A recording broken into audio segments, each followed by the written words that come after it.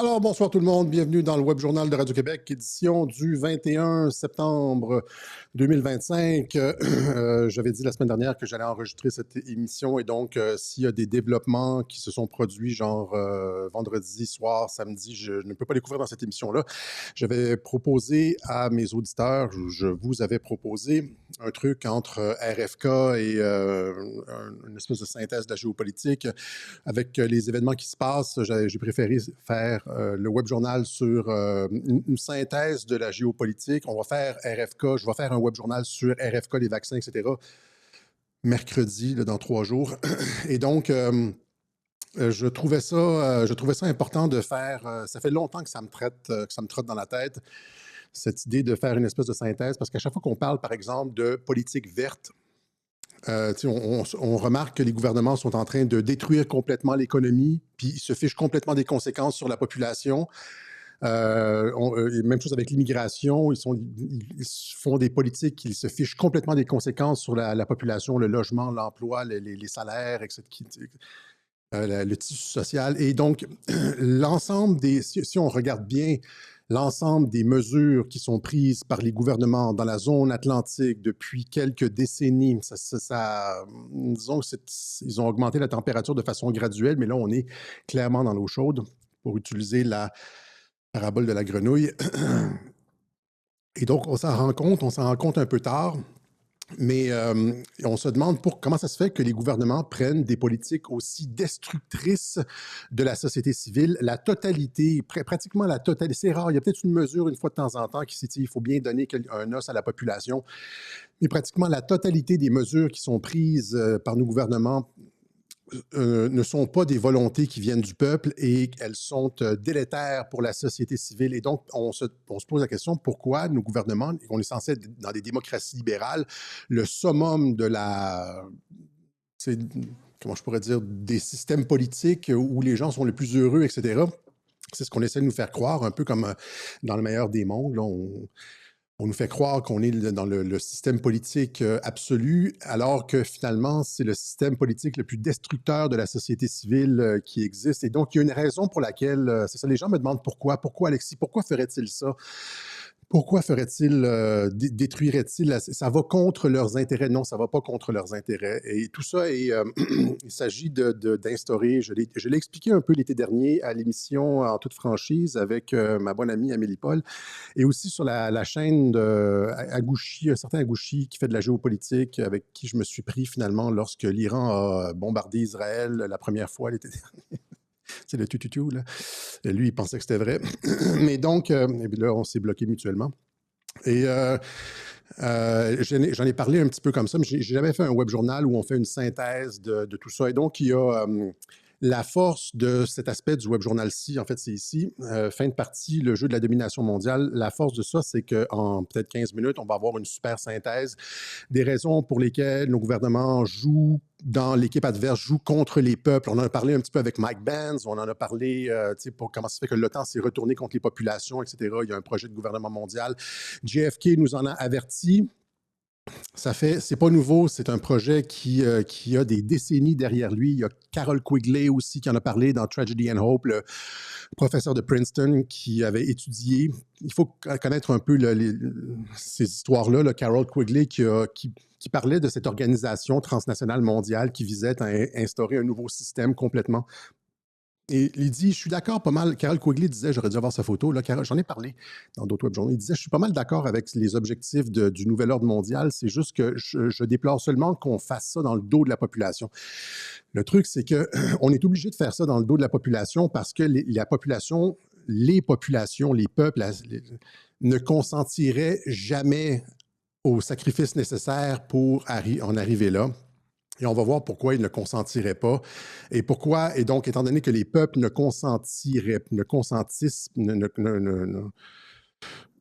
donnent pas leur consentement à ce genre de... Pourquoi il faut utiliser des moyens détournés et affaiblir et détruire la société civile pour y arriver. Et donc, on a cette super synthèse dans ce web journal-ci. C'est un web journal full complotiste, aux grandes dames de certains, mais les autres célèbrent avec du popcorn et du champagne. Mais Donc, mais en premier, on va revenir, avant de passer à ça, c'est une synthèse. Donc, il y a des éléments que vous allez probablement avoir déjà vus, mais je fais ça de façon structurée. Des fois, c'est, on pourrait dire, la force de Radio-Québec d'offrir des super synthèses. On parle de trucs, souvent, on les place dans les web journaux en détail, on parle du climat en détail, on parle de l'immigration en détail, on parle, mais l'espèce de synthèse, comment tout ça s'articule dans un nouvel ordre mondial, bien ça, on le fait rarement, et puis là, on le fait aujourd'hui. Mais il y a eu des développements absolument immenses cette semaine au sujet de l'assassinat de Charlie Kirk. Allons-y avec l'assassinat de Charlie Kirk. Quelle que soit la thèse que vous privilégiez. On avait parlé la semaine dernière des trois possibilités, le loup solitaire, le tireur isolé issu de l'extrême gauche radicalisé, les patriotes qui cachent, finalement, qui font un truc avec Charlie Kirk pour le retirer de la sphère publique, et aussi Israël. Puis là, on disait finalement Israël, cui bono, il y avait comme pas mal de cui bono pour Israël parce que Charlie Kirk était en train de changer son fusil d'épaule. Lui qui a été élevé comme un vrai judéo-chrétien qui respectait le sabbat, etc., il était en train de faire... Il avait fait un 180 degrés et il devenait une persona non grata pour Israël. Et on pourrait dire, si la théorie numéro 2 était validée, c'est-à-dire il semble bien y avoir... ça semble bien être démontré que les patriotes s'attendaient à quelque chose... Le 10 septembre, il y a comme on le voit, ça a été à travers les communications, on voit qu'ils s'attendaient à quelque chose, mais on pourrait dire que si cette deuxième thèse était avérée, encore une fois, les gens posent la question pourquoi Charlie Kirk?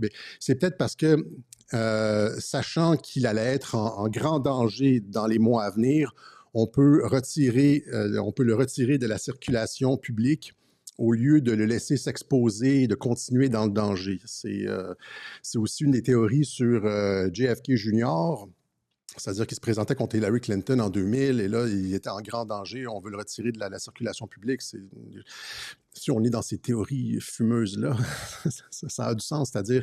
Mais je ne pense pas, encore une fois, pour revenir mettre le point là-dessus la semaine dernière, je ne pense pas qu'Israël est derrière le tireur. C'est une stratégie très, très, très... une mauvaise stratégie, tu en fais un martyr, etc., alors que si tu veux te débarrasser de quelqu'un, tu t'arranges pour le faire mourir d'un empoisonnement, une bactérie, un cancer comme Bernard Lachance, ou un accident de voiture, il avait pris le vaccin, etc. Tu veux certainement pas utiliser une carabine comme ça et en faire un martyr et finalement que tous les doigts se pointent vers toi. Et c'est donc ça qui se passe cette semaine, c'est-à-dire que là, il y a Tucker Carlson, encore une fois, la branche MAGA qui commence à se pointer du doigt Israël, et c'est quand même, est-ce que c'est réellement justifié ou c'est juste une opération de... encore une fois, de America First, comme tu sais, back off, là, reculer Israël, arrêter d'essayer de contrôler les États-Unis, une espèce de volonté d'indépendance des États-Unis. J'ai failli appeler ce web journal-ci la désisraélisation des États-Unis, parce que c'est ça finalement le mouvement MAGA. Le mouvement MAGA, si on comprend bien America First, c'est pas Israel First, c'est America First. Et j'en avais parlé lorsque Tucker Carlson avait fait l'entrevue avec Ted Cruz. J'avais dit que c'était probablement arrangé avec le gars des vues parce que Ted Cruz qui représentait l'aile Israel First, et il s'est fait complètement démolir par Tucker Carlson. J'avais expliqué de quelle façon. Ted Cruz lui-même était contrôlé par Trump. Il avait dû abandonner la primaire en 2016 contre Trump, la primaire républicaine, parce que Trump avait commencé à couler de l'information sur l'implication de son père dans le meurtre de JFK. Là, il avait tout de suite reculé en disant « OK, et Trump avait gagné l'investiture comme ça. Mais là, et donc, il semble ne pas être un agent de Trump, mais finalement, c'est un agent de Trump. Je vais tout expliquer ça. Et là, cet allié de Trump, qui n'en est pas un, mais qui en est un pour de vrai, va chez Tucker Carlson, fait un show où le truc Israel First paraît complètement ridicule. Et là, j'avais expliqué à ce moment, c'était comme de la pédagogie America First pour finalement comme j'ai le mot en anglais, disentangle, mais c'est comme découpler les États-Unis d'Israël, etc. Et là, ce qu'on voit cette semaine avec Charlie Kirk, c'est cette opération, cette offensive de la part de beaucoup de personnes, Candace Owen, Tucker Carlson, Ron Paul, qui en a parlé, et Mike Flynn aussi. Et donc, en général, quand Mike Flynn met un petit peu saupoudre, pointe du doigt quelque chose, des fois, Mike Flynn fait de la désinformation aussi, il lance des fausses pistes, etc. Mais dans ce cas-ci, il pointe encore une fois Israël. Il n'y a pas aucune raison de réellement faire ça. Et donc, cette semaine, c'est ça que j'ai senti. Il y a eu cette gigantesque offensive contre le lobby sioniste aux États-Unis de la part du mouvement MAGA. Le mouvement MAGA a sorti ses gros canons contre le lobby sioniste. À titre d'exemple, je vous montre ici, comme par exemple le tweet de Mike Flynn, ça c'était mardi. Mike Flynn, this is a timeline set in statement to have been part of any serious investigation. Donc, il retweet, il dit ce qui vient d'être énoncé en bas ici, il pointe à un tweet, il dit ce qui est énoncé en bas ici devrait faire partie de n'importe quelle investigation. Et là, il réfère à un tweet de Jackson Hinkle, qui est quelqu'un de très, très, très anti-israélien, et même critique à l'égard de Trump. Hinkle, si on veut des vidéos, par exemple, si vous voulez des vidéos comme sur la guerre à Gaza, dévastateur pour Israël, vous allez sur le site, sur le compte de Hinkle, puis il en republie beaucoup. Donc, mais là, et Flynn le republie. Hein, il l'amplifie, comme on dit. Et là, qu'est-ce que c'est? Eh bien, c'est toute la ligne du temps de Charlie Kirk qui est formaté comme un judéo chrétien, et puis finalement qui devient complètement MAGA, anti-intervention US, etc., qui retourne complètement sa veste sur Israël. Et là, il fait la liste de ça, et c'est ça que Mike Flynn retweet. C'est pour ça que je dis que c'est majeur, et qu'on est réellement, comme je l'explique depuis quelque temps, dans une opération de découplage entre le lobby Israël. Hein, le problème a été posé par Mersheimer, le lobby israélien et la politique étrangère américaine. Ça, c'est Mersheimer et Waltz, ça avait déjà une sommité en relations internationales que j'ai moi-même étudié à l'université, et qui est étudié, par exemple, à West Point, dans les collèges militaires, etc. Réellement, pas comme Charles-Philippe David, là. Et donc, vous voyez ça, il dit, donc il a été préparé par Israël alors qu'il était adolescent. Il était le plus grand loyaliste non-juif d'Israël. Il commence à critiquer légèrement Israël. Il dit qu'Epstein faisait partie du Mossad. Il dit non à la guerre contre l'Iran au nom d'Israël. Il fait pression sur Trump contre la guerre en Iran. Et puis là c'est une liste. Il est devenu dégoûté par Netanyahou. Il a laissé les antisionistes s'exprimer lors de ces événements. C'est une liste de Jackson Hinkle fait la liste complète de la ligne du temps du renversement de Charlie Kirk, et c'est ça qui est republié par Mike Flynn. Et voilà. Donc, on est encore, comme je dis, c'est ça, le camp MAGA utilise des moyens indirects pour arriver à ses fins. Tu ne peux pas juste arriver et dire fuck off le lobby israélien, ça se fait, il n'y a personne qui va comprendre. Et donc, ça prend des événements comme ça, que ce soit, que Charlie Kirk ait été assassiné ou non, quelle que soit la thèse que vous privilégiez, c'est pas important. Ce qui est important de comprendre, c'est que les patriotes se servent de cet événement-là pour continuer le travail de découplement de la politique américaine des intérêts d'Israël dans une logique de America First. OK? Aux grandes dames de Pierre Hilard et toute cette gang de personnes qui disent que... Mais c'est ça qu'on voit dans la base MAGA, les plus grosses. J'avais expliqué la semaine dernière, par exemple. Je donne encore ces exemples-là parce que c'est des personnes bien en vue, mais c'est très largement partagé, là, plein de comptes Twitter et tout, de Mike Gates, de Steve Bannon, de Marjorie Taylor Greene, etc., etc. Vous voyez... Ouais, le mouvement, au cœur du mouvement MAGA, ça c'est le Devoir, le journal Le Devoir, incursion en terre MAGA dans le comté de Marjorie Taylor Greene. Le cœur du mouvement MAGA est pour une politique America First et puis laisser Israël se débarrasser tout seul, pas se débarrasser, mais se débrouiller tout seul, donc avec un Moyen-Orient apaisé et puis laissez-nous tranquilles. C'est ce que j'explique depuis. Et évidemment, le lobby israélien ne veut pas ça et a tenté de renverser Charlie Kirk. Ils ont fait énormément de pression et c'est ça qu'on va voir aujourd'hui. Donc, je veux parler aussi de l'option Janus chez les MAGA, c'est-à-dire le double visage. Le mouvement MAGA est comme Janus, le dieu romain Janus. Il y a deux visages. Il y a un visage où Trump est comme pro-israélien, le meilleur ami des Juifs, etc., Et puis, rappelez-vous quand il disait qu'Israël a perdu le Congrès, là. Donc, comment ça se fait? C'est inconcevable qu'Israël ait perdu le contrôle du Congrès. Mais d'un autre côté, tu as le visage de Trump et tu as le visage de la base MAGA qui fait exactement le contraire. Et donc, ça s'inscrit aussi dans la stratégie de l'anti-dictateur. Tu sais, je suis un gentil. Sur tous les sujets, je suis un gentil, mais ma base informe le mouvement MAGA, etc. Donc, il y a le visage officiel de Trump qui est comme impassible, puis il y a sa base qui milite dans le sens inverse. On va aller voir, j'ai un petit segment sur Janus pour vous donner l'exemple. Allons-y tout de suite. Et donc, par exemple, juste comme 30 secondes, sur des dossiers comme le Obamagate, vous voyez, comme Trump qui dit, genre, tu sais, qui fait rigoler Obama, ou qui dit, je voulais mettre Hillary en prison, mais finalement, j'ai changé d'avis, ça n'aurait pas été bon pour le pays. Il dit ça devant les médias. Et puis, par la suite, les documents sortent sur Obama. Obama, j'en ai parlé dans un web journal récemment, et il sort, presque quelques semaines après, il ressort une vidéo où Obama se fait arrêter, les tweets où Obama est en prison, etc. Donc, on voit qu'il y a deux visages. Il y a le visage devant les médias, puis le visage sur Internet. Même chose avec les vaccins. Warp Speed, c'est la meilleure chose qui s'est possible et imaginable. Mais là, toute la base de Steve Bannon à Mike Flynn, à Marjorie Taylor Greene, à Robert Navarro, etc., disent non, les vaccins, c'est pas bon, c'est des poisons, y compris RFK, etc. Et Trump aussi qui tweet, par exemple, They're all poison. Ça, c'est il y a 2 semaines. Là, ils disent ce sont tous des poisons, ceux qui ont du thimerosal dedans, là. Mais, et donc, vous voyez, il y a comme cette espèce de double visage où est-ce que Trump doit être comme présidentiel d'un bord, mais d'un autre côté, informer sa base. Parce que toute sa base, je l'ai expliqué dans le web journal sur Warp Speed, toute sa base a été informée de ne pas prendre le vaccin, que c'est dangereux, etc. Puis ils ne sont pas testés et tout. Donc, ils ont eu les informations, mais Trump doit garder le visage public devant tout le monde. Donc, c'est comme une espèce de Janus. Même chose avec le lobby israélien.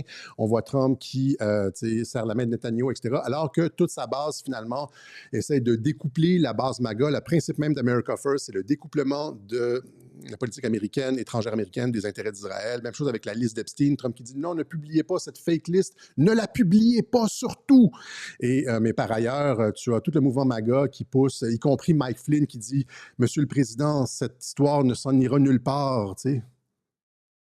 Flynn qui pousse pour la publication de la liste d'Epstein, tout le mouvement MAGA qui pousse pour la libération, pas la libération, mais la publication de la liste d'Epstein, Elon Musk, etc. Trump qui dit it's fake. Fait que donc, il y a encore une fois cette espèce de double visage, une stratégie en 2 temps. Ça, il faut rentrer ça peut-être dans le code Trump. Je pense que j'en avais parlé un peu dans le code Trump. Voilà, mais et c'est la même chose avec Charlie Kirk, donc Trump qui reste l'ami officiel d'Israël, mais finalement tout le mouvement MAGA qui découple. Et là, avec la mort de Charlie Kirk, on a plusieurs interventions. Ron Paul, Candace Owens, Tucker Carlson, qui sont tous allés dans le même sens, c'est-à-dire Ron Paul a dit, si vous voulez, en passant, Ron Paul, il était candidat à la présidentielle en 2004, je pense, et pour la primaire républicaine, et il y a un documentaire, comment je peux dire, essentiel, fondamental pour comprendre le travail de SAP des médias. Il faut bien connaître l'anglais parce que ça se passe vite, là. Mais c'est celui-là ici, How Ron Paul was cheated out of the presidency. Vous pouvez le trouver sur YouTube. Je vous conseille la version à 26 minutes. C'est 26 minutes des médias. Par exemple, Ron Paul arrive premier à quelque part ou deuxième. Et là, les médias disent les 3 têtes de liste sont 1, sauf Ron Paul. Ils le font carrément disparaître. Indépendamment de où il arrive deuxième dans les sondages. On fait disparaître sa photo, des trucs, tous les coups fourrés des médias pour le faire disparaître parce que lui voulait auditer la Réserve fédérale, voulait comme arrêter les guerres, un peu comme sur l'agenda de Donald Trump, etc. Donc, ils l'ont fait disparaître. C'est un documentaire essentiel pour comprendre la manipulation médiatique. Ça devrait être enseigné dans tous les hosties de cours de journalisme. Tu sais, si on peut... Pierre-Hugues Roy nous écoute, le professeur de journalisme à l'UQAM, le journalisme à l'UQAM.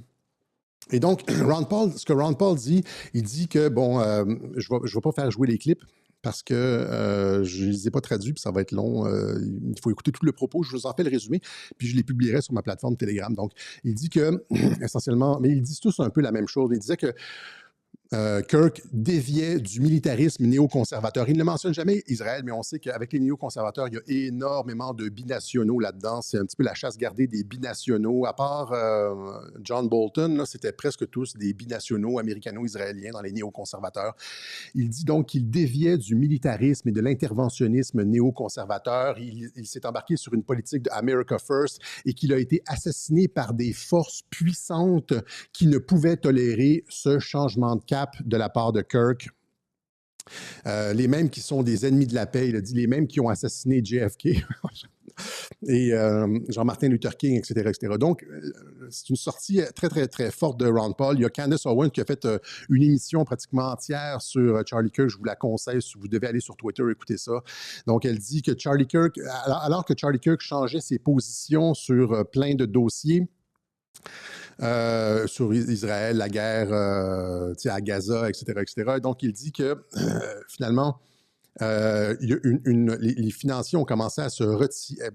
Les financiers, parce que lui, c'était une organisation à but non lucratif. Hein, Turning Point, c'est une organisation à but non lucratif et il était financé par beaucoup d'Américano-Israéliens. On pourrait dire le lobby sioniste. C'est des gens qui vous invitent en voyage puis qui vous donnent de l'argent.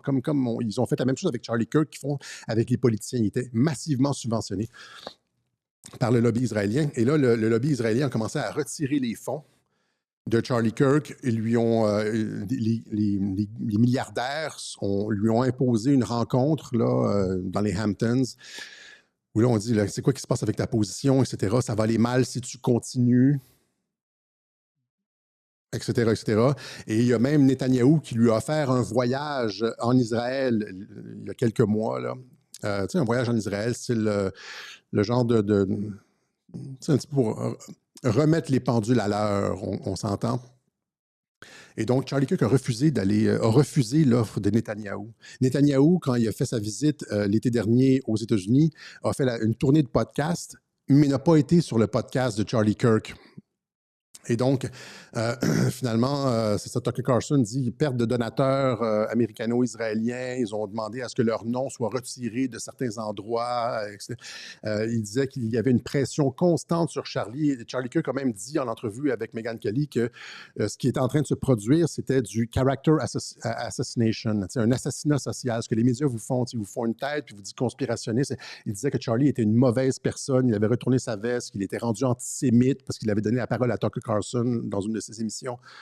Et donc, mais Charlie Kirk n'a pas bougé ni modifié ses positions malgré toutes les pressions et les incitations. Et c'est dans ce sens-là que Candace Owens et Tucker Carlson prennent sa défense aujourd'hui. Et donc, l'enjeu pour Israël, comme je l'ai expliqué, était énorme après avoir perdu le Congrès. Ils voient bien que les États-Unis sont en train de se découpler et pour eux, c'est la perte de milliards, la perte potentielle de milliards et de milliards, de dizaines de milliards de dollars en investissement, parce que vous comprenez, c'est quoi l'arnaque? C'est-à-dire que tu donnes à travers l'IPAC et d'autres PAC, là, des Political Action Committee, tu finances des congressistes. Et après, ces congressistes, mettons, tu donnes comme 100 millions à des congressistes, puis après, ce qui se passe, c'est que les congressistes vont voter des budgets de 10, 15, 20 milliards d'aides à Israël, ou 5, 6, 7 milliards d'aides à Israël. Fait que pour 100 millions d'investissements dans les politiciens, tu reçois comme des milliards en aide, ainsi que l'appui américain à l'ONU, etc., etc. Et c'est ça qui est en train de disparaître avec America First. Et ça énerve beaucoup, beaucoup les Israéliens, à juste titre. Si j'étais eux, j'essaierais de, je veux dire, dans leur perspective, en tout cas, c'est catastrophique. Voilà. Donc, ça c'est énorme. Encore une fois, c'est un autre volume de la désisraélisation de la politique étrangère américaine. Après les affirmations de Trump sur le Congrès, eh bien là, on rentre justement dans... c'est la base MAGA qui se détourne de plus en plus. Ça se fait tranquillement, ça se fait par des moyens indirects, ça se fait par une guerre de l'information, ça se fait pas de façon directe en coupant les ponts directement comme certains voudraient. Tu sais, là, il faudrait genre qu'il casse du juif, là. C'est pas comme ça. Tu veux toujours rester comme officiellement l'ami d'Israël. Il a reconnu Jérusalem, etc. Mais d'un autre côté, c'est comme arrangez-vous tu sais, avec vos affaires.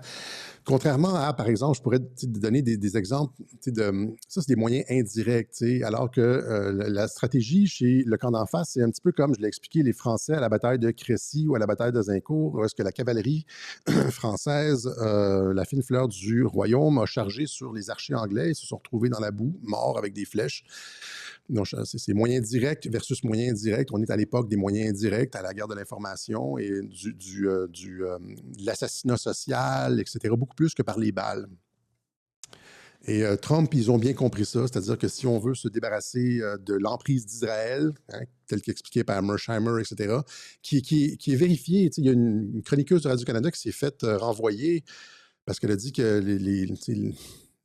les Juifs contrôlent Hollywood, etc. C'est peut-être dans la formulation, là. Elle a peut-être été malhabile dans la formulation, mais il y a comme... si tu regardes le financement des partis, c'est pas caché, le financement est public, elle dit des réalités qui sont facilement, publiquement vérifiables, mais c'est peut-être dans la formulation. Et donc, si tu ne veux pas te retrouver comme cette chroniqueuse de Radio-Canada qui a perdu son travail parce qu'elle a pointé du doigt les Israélo-Américains, appelons-les comme ça, il faut que tu utilises des moyens directs parce qu'il y a une guerre de perception et tout ça et tout ça.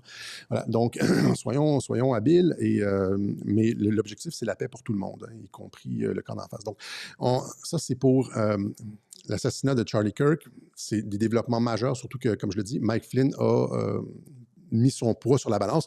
Rappelez-vous le tweet du dernier Web Journal où est-ce qu'il disait s'il était avéré qu'une puissance étrangère était derrière l'assassinat de Charlie Kirk, eh bien, il y aurait des conséquences incroyables. Et là, je l'avais montré dans le cadre de l'aspect Israël, mais encore une fois,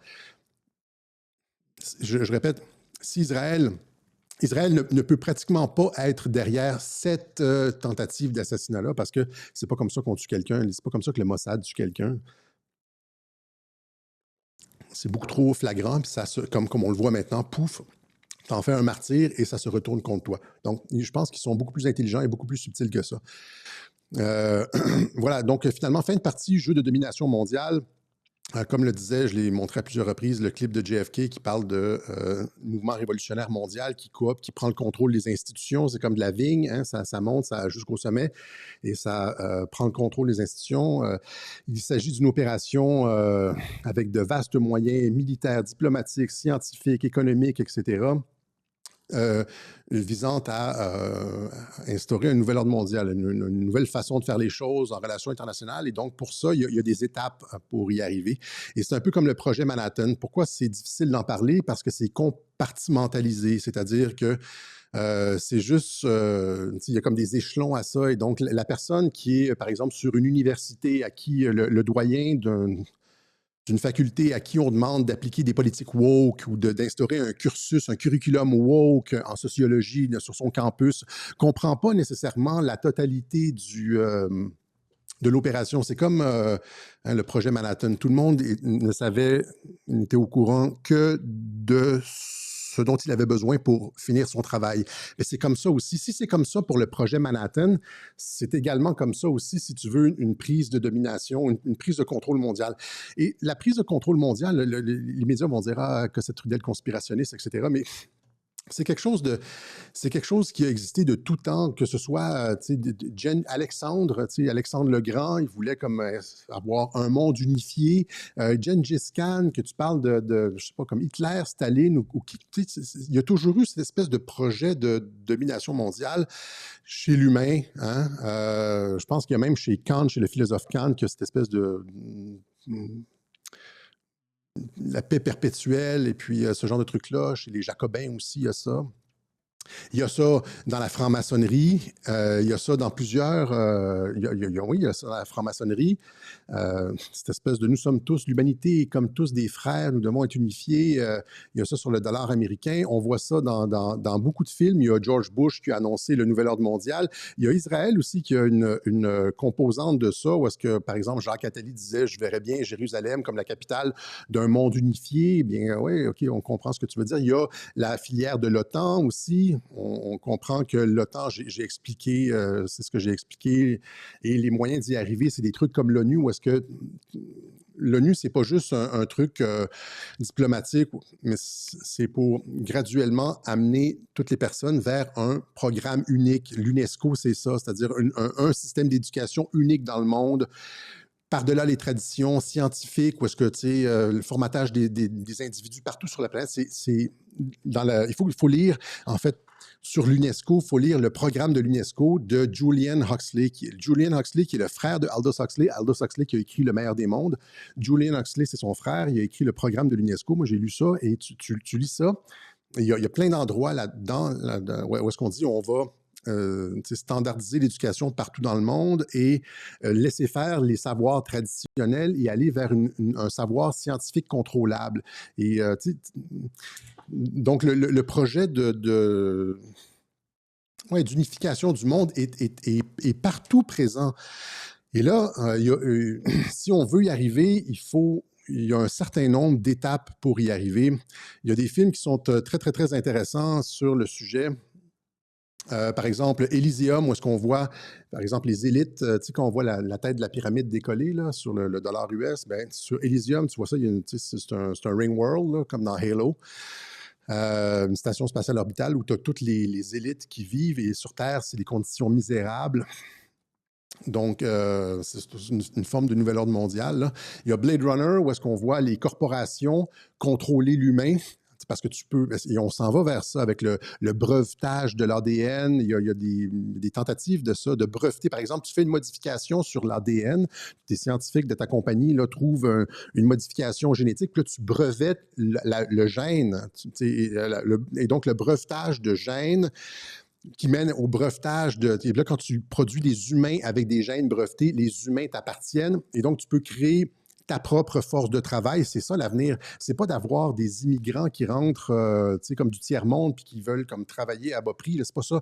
L'enjeu, c'est de générer la compagnie, les grosses compagnies, là, les méga-corps, dans 15-20 ans, après, comme plusieurs fusions, vont avoir des embryons artificiels. On s'en va vers ça. Ça a l'air d'être de la science-fiction, ce que je dis, mais c'est tout pointe vers ça. Et puis, c'était en train de se faire si on n'aurait pas arrêté ça, si on n'avait pas arrêté ça. Avec l'utérus artificiel, j'ai montré plein de coupures de journaux où c'est en train de se faire, l'utérus artificiel. Encore une fois, je pense que la semaine dernière, les Chinois ont un truc avec l'utérus artificiel. Et donc, breveter, créer tes super soldats, breveter les gènes de tes employés, etc. Donc, ça, c'est ce qui est décrit dans Blade Runner. Il y a l'espèce de reset de l'humanité qu'on voit dans Prométhée. Hein, l'humanité qui est dans la trame de fond de ce film-là, ce sont tous d'excellents films, là. La trame de fond de Prométhée, c'est que l'humanité est partie de travers il y a 2000 ans, bon, probablement avec Jésus-Christ, là, selon Prométhée. L'humanité, elle est dans une direction, elle est partie de travers il y a 2000 ans, et là, les extraterrestres sont venus faire un reset, c'est-à-dire détruire toute l'humanité pour faire un reset, parce que c'est eux qui sont les créateurs de l'humanité. Et des films aussi comme Le Passeur, où est-ce qu'on efface la mémoire, où est-ce qu'on crée un nouvel être humain qui n'a pas aucun lien avec le passé, avec les émotions, la mémoire et tout ça. Il y a beaucoup de films, mais tout ça pour dire que des livres comme 1984, Le meilleur des mondes, rappelez-vous les Georgia Guidestones, où est-ce qu'on dit qu'il faut garder l'humanité en bas de 500 000 personnes, et etc., etc. Et toutes les institutions comme le Forum économique mondial, la Open Society, tous les mouvements vers la technocratie, le développement durable, etc., qui ça a l'air d'être louangeable, les objectifs du développement durable. Moi, je lis ça comme ça, je dis « Oh, wow! Hey! C'est le pactole, on s'en va vers une meilleure humanité. » Puis là, finalement, tu regardes qu'est-ce qu'ils sont en train de faire, c'est les drag queens dans les écoles, etc. Fuck off, là, tu sais, c'est comme...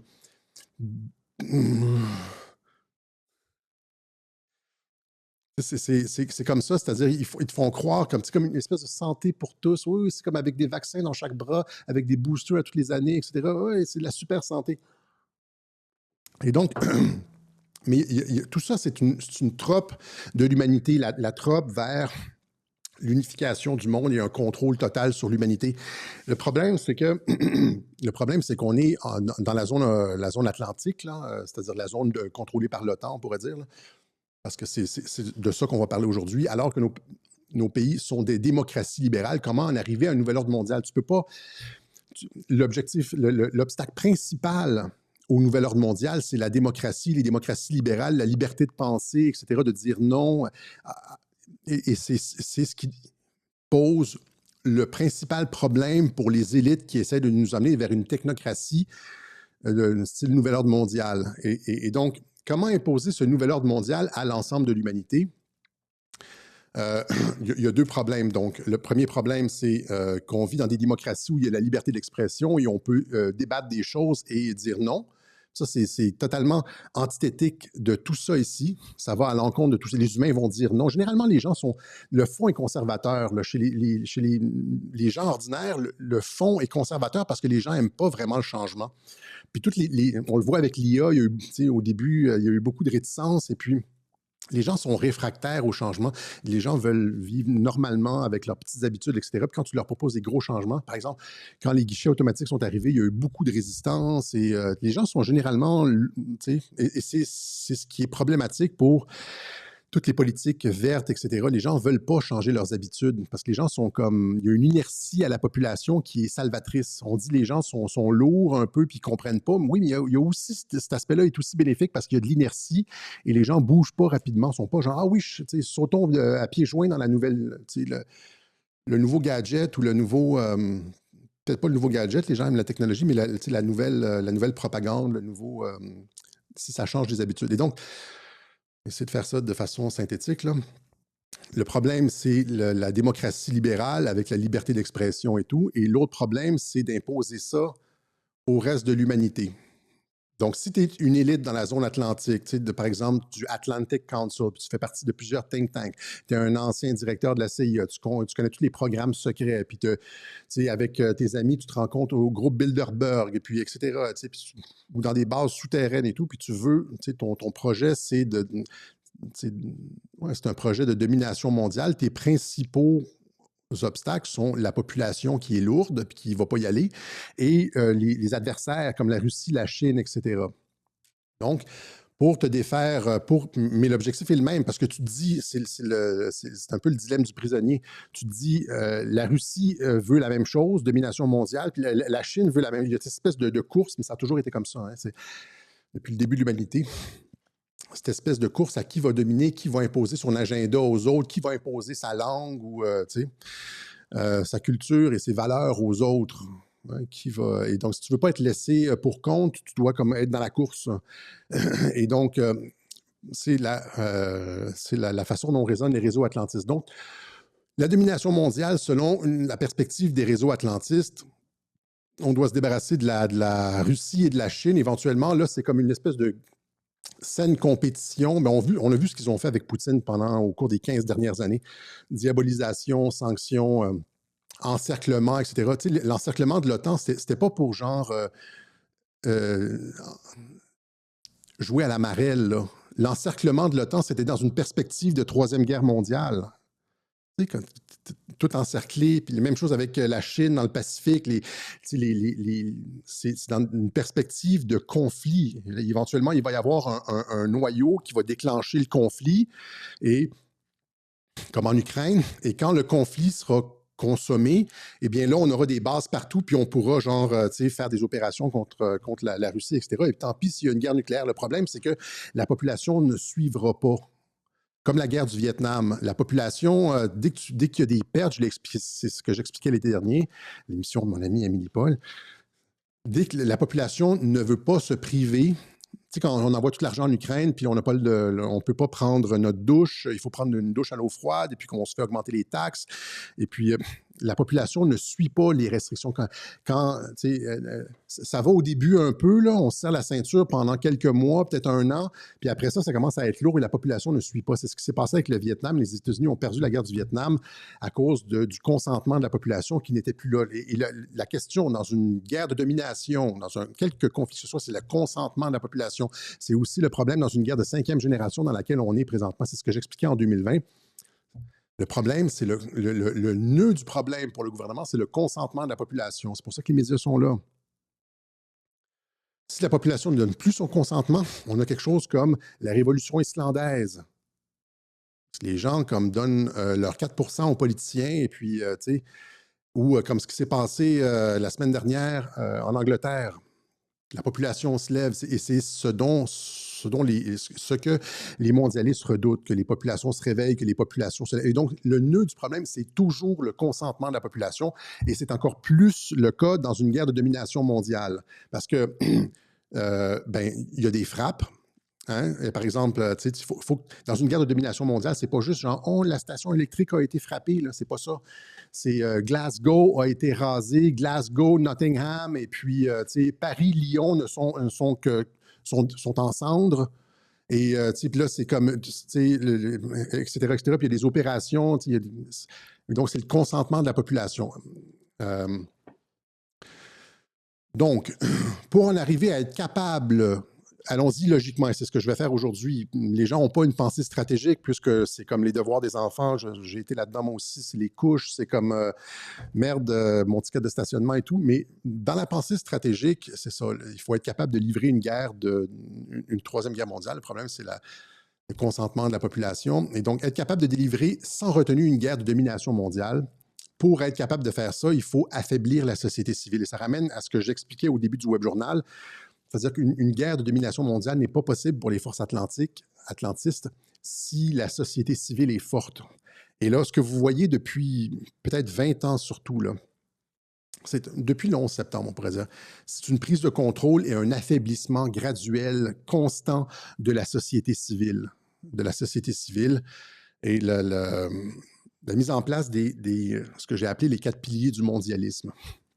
Donc, une société civile vigoureuse va résister naturellement aux étapes nécessaires à l'établissement d'un nouvel ordre mondial. L'objectif numéro 1, dégrader et contrôler la société civile afin de contraindre les peuples dans la direction voulue.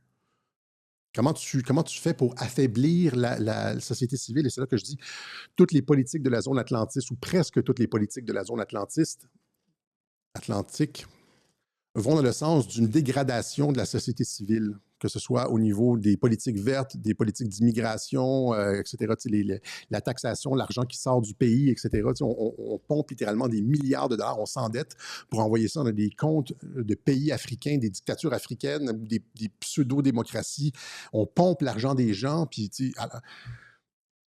vous voyez un peu où est-ce que parce qu'il n'y a aucun pays qui est comme réaliste au niveau des finances, de la sécurité, des frontières dans la zone atlantique.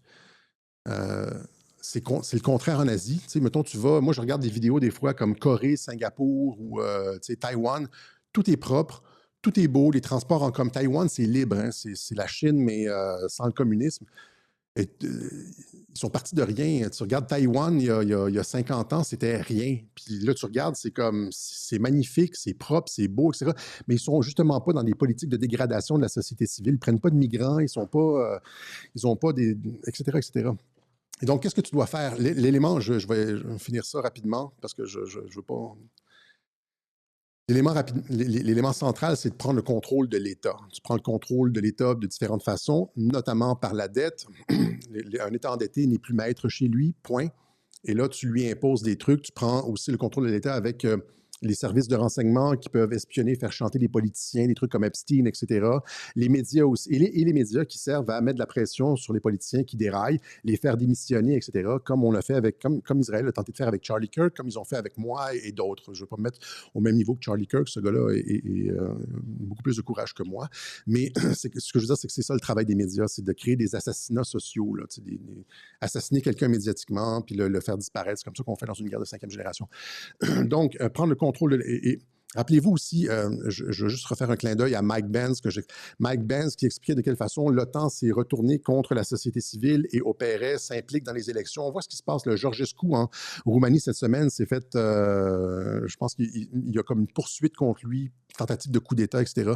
L'utilisation des tribunaux, qui est le dernier bastion, j'ai fait un web journal là-dessus, le dernier bastion, les tribunaux pour contraindre ce qui reste de dissidence. Donc, le changement du rôle de l'OTAN qui se retourne contre les populations, s'ingère dans les élections, etc., pour sauver son emprise. Mais donc c'est ça, financer les médias, contrôler l'éducation et les enfants, et par exemple, des trucs comme imposer la vaccination, etc. Donc, pour contraindre la société civile, les forces mondialistes doivent prendre le contrôle de l'État. Hein? Parce que l'État est coercitif. L'État permet d'embrigader les enfants, d'imposer la vaccination, etc. Donc, il est essentiel de prendre le contrôle de l'État. Et là, regardez toutes les politiques qui sont mises de l'avant, qui affaiblissent le tissu social, qui affaiblissent la société civile, etc. C'est délibéré. Tu peux pas me dire que ces gens-là sont... Il n'y a personne qui a demandé ça. C'est ça. Il ne faut pas me dire que le gouvernement est aussi imbécile. Ça, c'est une thèse aussi qu'on voit souvent. Là. Les politiciens sont imbéciles, ils ne savent pas ce qu'ils font. Ils font ce qu'on leur dit. Le mariage gay, il n'y a personne qui l'a demandé. En 2015, etc. En France aussi, c'est imposé. Tu regardes l'agenda, les drag queens dans les écoles, il n'y a personne qui a demandé ça. Les politiques vertes, là, genre l'interdiction des voitures à essence en 2000, il n'y a personne qui a demandé ça. Zéro, la population est contre. L'immigration de masse, il n'y a personne qui a demandé ça. Mais pourquoi ils font ça? Hein, parce que nos politiciens se rendent dans les forums internationaux et là, on les embrigade dans l'idéologie mondialiste et on les fait chanter ou on leur donne des pots de vin, on les acoquine, ils reçoivent des rétrocommissions, puis là, ils retournent dans nos pays, puis au lieu d'être nos représentants, ils sont les représentants des forces internationales et ils transforment complètement nos vies sans qu'on ait rien, aucun mot à dire. Donc, les politiques vertes, je l'ai déjà expliqué, permettent la réduction et le contrôle de l'énergie de la population. Si tu veux, par exemple, n'importe quel organisme vivant, si tu lui donnes de l'énergie, il va croître. Si tu réduis son énergie, tu vas limiter sa croissance. Et donc, tu ne veux pas que la société civile... c'est la même chose avec l'argent, c'est-à-dire si tu réduis l'argent de quelqu'un, il peut de moins en moins opérer, alors que s'il y a beaucoup d'argent, il peut faire plein de choses. C'est la même chose avec l'énergie. Donc, en contrôlant le CO2, tu contrôles déjà le système bancaire, mais en contrôlant avec les politiques carbone, le niveau d'énergie qui est consommé par la population, avec des compteurs électriques, le Linky en France et tout ça, qui peuvent fermer ton électricité quand ils veulent et tout ça, puis tu es obligé, des journées sans voiture, et tu contrôles le développement, le potentiel et l'émancipation d'une population. Et c'est pour ça que ça a été mis en place, c'est pas pour sauver la planète. OK? Même chose avec les politiques trans, les drag queens dans les écoles, le transgenrisme, rappelez-vous, le backlash de Bud Light avec ce trans qui se faisait passer pour whatever, qui a fait ces annonces-là, et tout le programme d'éducation à la sexualité et tout. Donc, j'en ai parlé encore brièvement. L'objectif, c'est de détruire la famille traditionnelle qui est le pilier central de la civilisation. Toutes les civilisations humaines, c'est parents-enfants, hommes-femmes, parents-enfants, c'est le code de l'humanité. Je pense que c'est Lucien Cerise qui disait ça.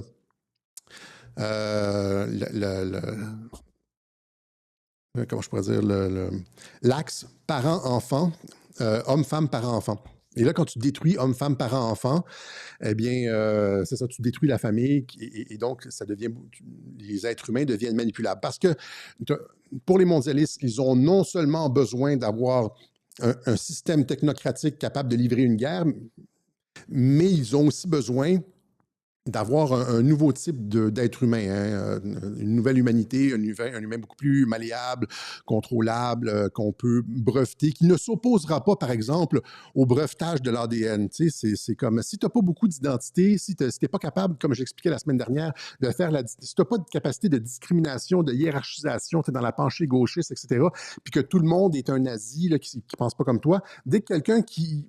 Tu sais, si tu veux faire passer une mesure là, pour un gauchiste, tu dis genre, par exemple, la compagnie X, là, Tyrell Corporation, comme dans Blade Runner, là, Tyrell Corporation produit des êtres humains synthétiques avec de l'ADN, mais ils sont tous LGBTQ. Et évidemment qu'ils vont tous être LGBTQ puisque tu ne veux pas qu'ils se reproduisent, tes hommes. Tu veux toi-même les produire. Tu veux prendre le contrôle sur la reproduction. Tu veux pas que genre, un homme puis une femme se mélangent ensemble puis aient des enfants indépendamment de ton contrôle quand même. Et donc, tu veux contrôler l'ensemble du processus. C'est comme les souris, là. Tu veux, tu veux, c'est comme les souris dans, tu veux pas qu'il y ait de la reproduction incontrôlée, là. Tu veux que toi-même les produire, avec les gènes que tu veux, puis tu veux des êtres humains contrôlés en laboratoire. Donc, pour faire passer ça sur la gauche, qui ne sont pas capables de réfléchir puis de voir plus loin que le bout de leur nez, tu leur dis c'est des LGBTQ. De toute façon, les clones, les réplicants qu'on fait, c'est des LGBTQ. Ah oui, esti, on est rendu progressiste là maintenant. C'est toujours comme ça, là, ils ne comprennent pas comment ils se font arnaquer par le capital. Ils pensent combattre les antiflex, pensent combattre le capital. Finalement, comme l'immigration, l'armée de réserve du capital. Donc, et tout ça, ça amène à ce que j'expliquais la semaine dernière, détruire la grammaire sociale, détruire la capacité de comprendre et de penser, la capacité de raisonnement, et ça valorise la pulsion, etc. C'est pour ça qu'on envoie, c'est ça, c'est l'éducation à la sexualité dans les écoles extérieures. Détruire la masculinité. Ce que ça fait, ça, c'est que ça détruit la masculinité, parce que la masculinité est plus tranchante. Tu sais, il y a plus de... Alors que la féminité est plus floue, la masculinité est plus oui-non. Les femmes sont plus peut-être moins sévères, moins autoritaires par définition parce qu'elles ont moins de testostérone.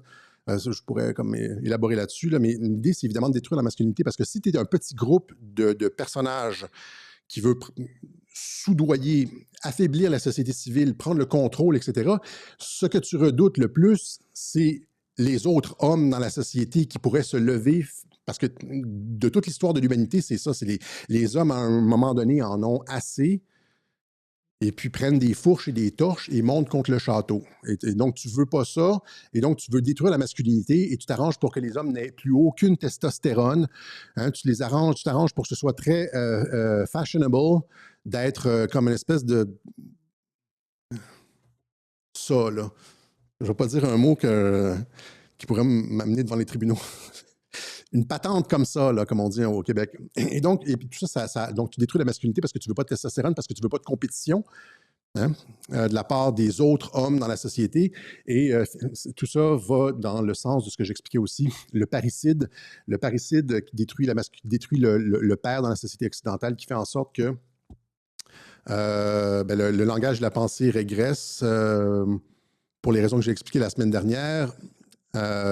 Mais le père, c'est lui qui met les limites. Et à partir du moment où est-ce que tu veux baphémotiser la société, c'est-à-dire mélanger la distinction entre l'homme et la femme, comme Baphomet, l'animal et l'être humain, etc., tu veux confondre les limites, tu as besoin de faire sauter celui qui est le gardien de la limite et du non dans la société. Celui qui dit non, l'autorité, celui qui dit non. Et ça, c'est le père, la figure du père, l'archétype du père. Donc, tu fais sauter le père et là, tu peux baphémotiser la société parce qu'il n'y a plus de gardien de la limite, il n'y a plus de gardien des frontières. Si tu veux faire rentrer des centaines de millions de migrants en Occident, évidemment, il faut que tu te débarrasses des hommes parce que les hommes vont dire non. Normalement, malgré les Tommy Robinson, généralement, les hommes ont été pas mal, ont eu peur de se faire traiter de tous les noms et donc sont restés assis sur leur canapé à regarder Netflix pendant qu'on faisait rentrer des centaines de millions de personnes, des centaines de milliers, disons, soyons réalistes, là, des millions et des millions et des dizaines de millions de personnes en Occident. Donc, l'ouverture des frontières qui est aussi un des autres aspects de ça. Donc, ouverture des frontières qui crée de l'insécurité, de la surveillance et de la censure.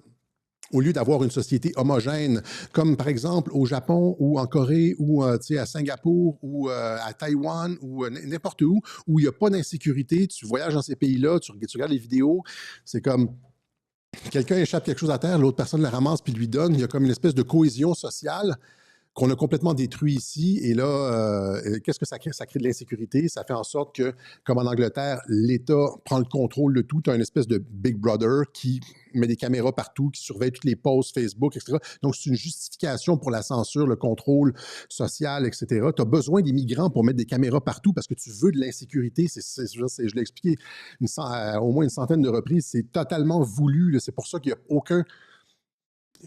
qu'il n'y a aucun peuple qui l'a demandé, mais il n'y a aucun politicien qui arrête parce que c'est pas les peuples ne contrôlent pas les politiciens.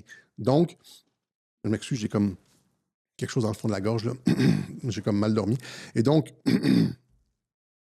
ça aussi, c'est souhaitable pour non seulement créer de l'insécurité, de la surveillance et de la censure, mais aussi détruire la cohésion sociale, pour diviser, pour régner, pour balkaniser la société. Hein. C'est comme balkaniser, ça vient du mot, ça vient des Balkans. Il y a plein de petits groupes comme ça, antagonistes les uns avec les autres, que tu peux faire chanter, donner des avantages à un, etc.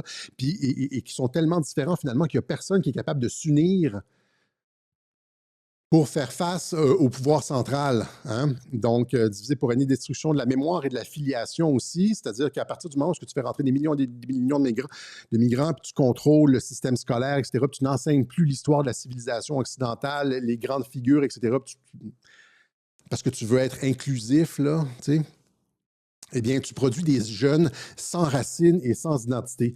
Un jeune sans racines Et sans identité, il ne sait pas trop s'il est un homme ou une femme, s'il est québécois, africano-australien, là, il ne sait plus, là, tout est comme confus.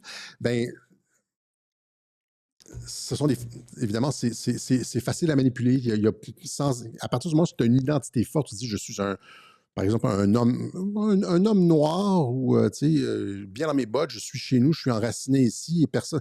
Ça c'est difficile à tasser, à faire bouger, là, tu sais.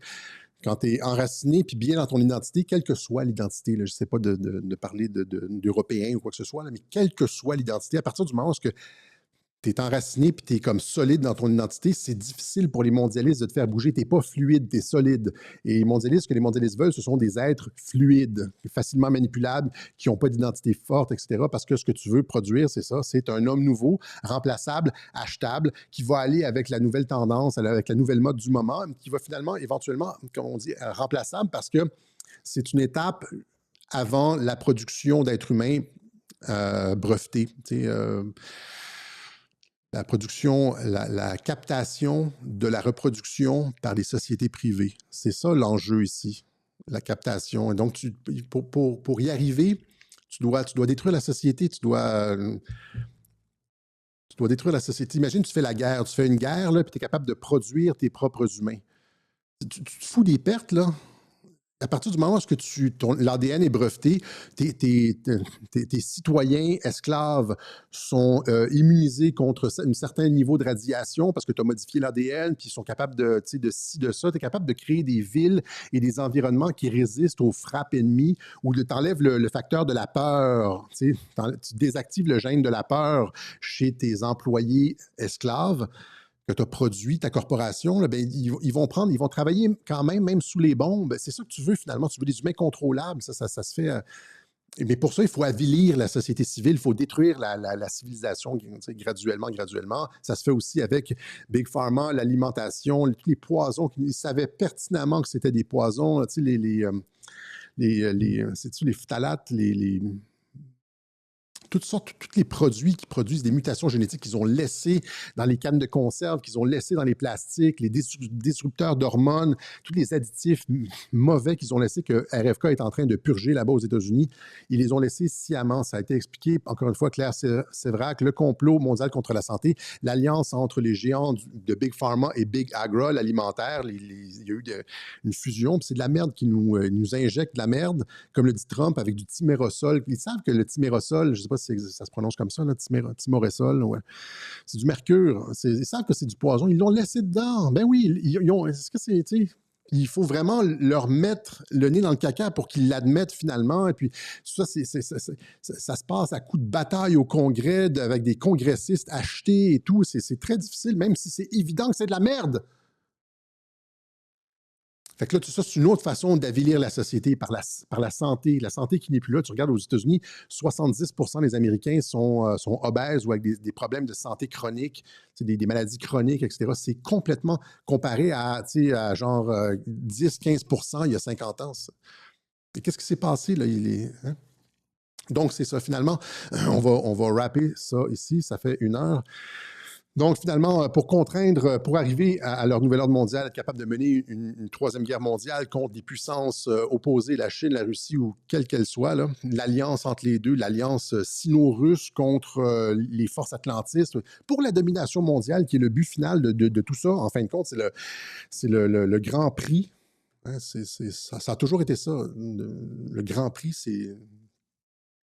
Donc, pour contraindre les peuples et mettre en place un système capable de conduire une guerre de domination mondiale, il faut réduire l'accès à l'énergie, couper les communications internes avec la censure, la prise de contrôle de tous les canaux de communication, Facebook, YouTube, etc., stériliser et confondre la pensée, on a expliqué ça, briser la cohésion sociale et diviser, affaiblir la vitalité avec l'alimentation, les vaccins, etc. Bon, et ça se fait en prenant contrôle de l'appareil d'État qui permet d'instaurer une technocratie militaire à terme, là, en appliquant tout ça comme un broyeur pendant des années, là, des décennies. Ça se fait tranquillement. Ils sont patients, ces gens-là. Finalement, tu arrives à la fin avec une société civile qui n'a plus aucune vitalité, qui est brisée psychologiquement, une société civile qui n'ose même plus contester. Puis là, tu parles des gens, ça sert à quoi? Ils ont plus d'énergie, ils ont plus d'énergie cellulaire, comme on disait dans un autre web journal. Ils ont pas de, ils ont pas de drive, ils n'ont pas de motivation, ils vivent à la semaine, de chèque de paye en chèque de paye, ils sont endettés, ils peuvent rien faire. S'ils lèvent la voix contre quelque chose, ils perdent leur travail, ils se font renvoyer les médias leur font une tête à pleine page de journaux. Finalement, c'est ça. C'est l'affaiblissement complet de l'être humain. On est passé de personnes libres.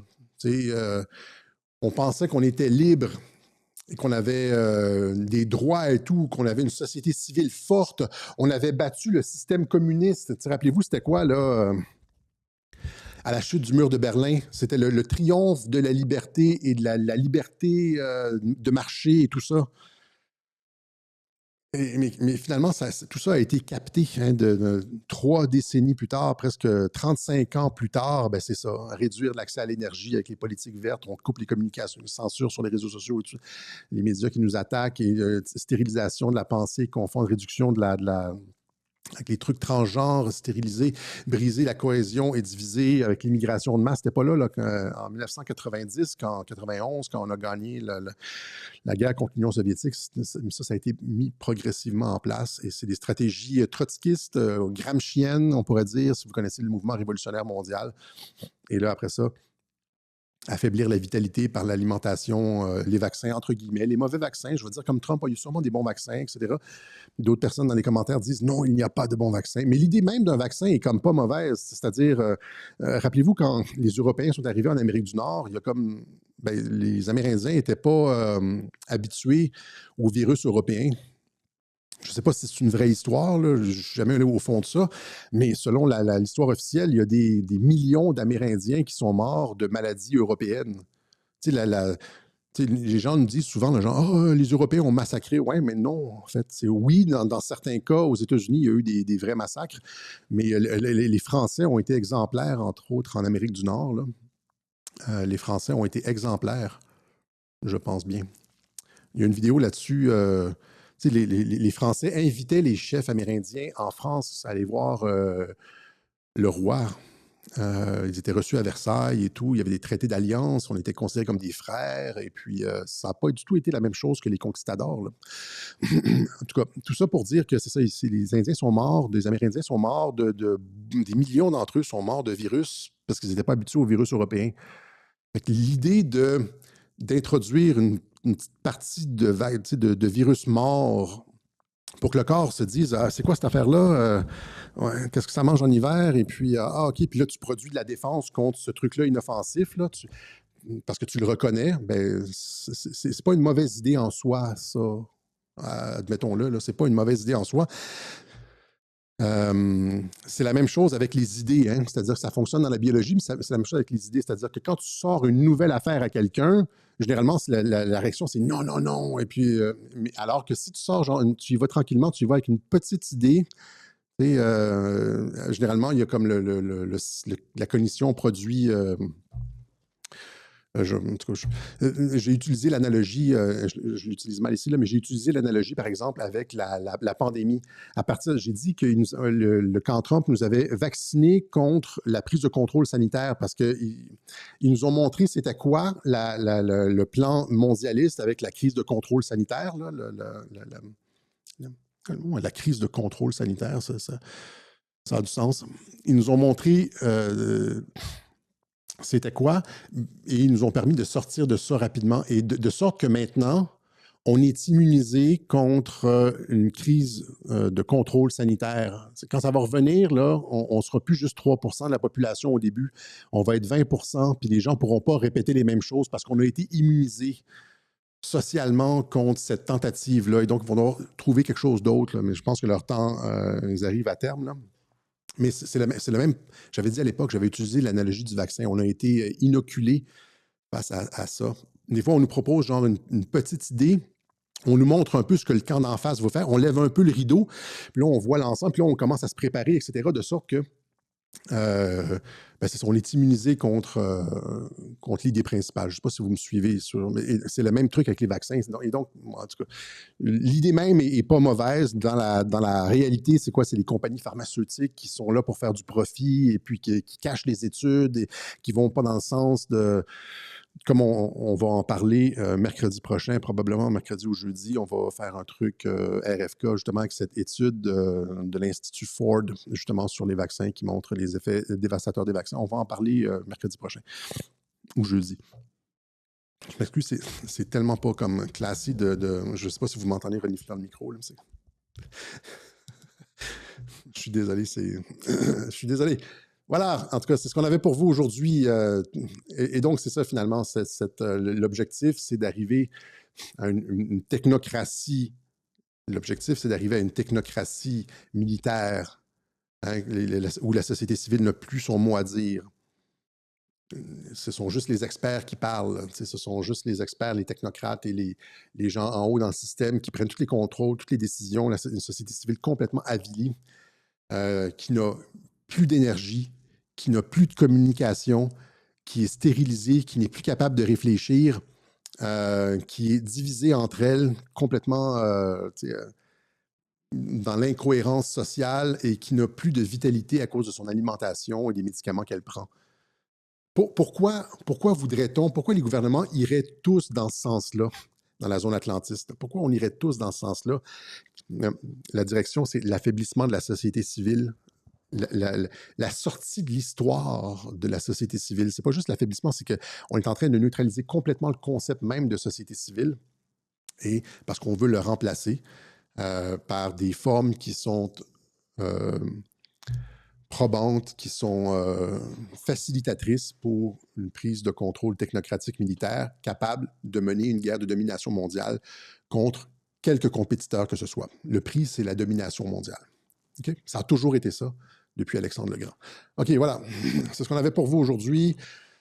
Un petit web journal. On va en refaire un deuxième pour les gens qui sont déçus de ne pas avoir eu le web journal sur RFK. On va faire ça. On va faire un deuxième cette semaine, promis. Voilà. Alors, on sollicite votre appui encore une fois. Vous savez comment le faire. On laisse les coordonnées en dessous de la vidéo, généralement, par la poste, par Interac, par carte, PayPal, etc., Bitcoin et tout ça. Et donc, si vous préférez l'information qui a du contenu, qui a des éléments de réflexion intéressants, qui est stimulante, qui est délicieuse, qui n'est pas comme une boîte de carton vide, comme l'information médiatique, eh bien, il y a Radio-Québec. Il y en a d'autres aussi. Hein? Il y a d'autres... il y a des personnes qui écoutent Radio-Québec, qui donnent ailleurs, etc. Il y a des personnes qui... mais on ne peut pas continuer sans l'appui des auditeurs de Radio-Québec. Beaucoup des gens qui arrêtent le disent, hein, on n'a pas d'appui, et donc c'est tellement lourd à continuer, c'est tellement de travail, c'est tellement on s'affaiblit avec le temps. Nous autres, on a la chance d'avoir au moins un noyau qui nous appuie comme régulièrement. Ça monte, ça descend, et donc on fait des appels aux dons à intervalles réguliers. On le fait toujours à la fin du web journal. On devrait faire ça au début. On devrait faire des web journaux, est-ce que c'est juste du financement? Tu sais, des télétons. On devrait faire le téléthon de Radio-Québec. Ça serait fantastique. Qu'est-ce que vous en pensez, le téléthon de Radio-Québec? Un 24 heures, là. Je sais pas. Essayons de ne pas en arriver là. Vous savez comment nous aider. Voilà. Alors, c'était ça pour aujourd'hui. On se donne rendez-vous mercredi ou jeudi pour l'édition RFK du Web Journal de Radio-Québec. Salut la gang.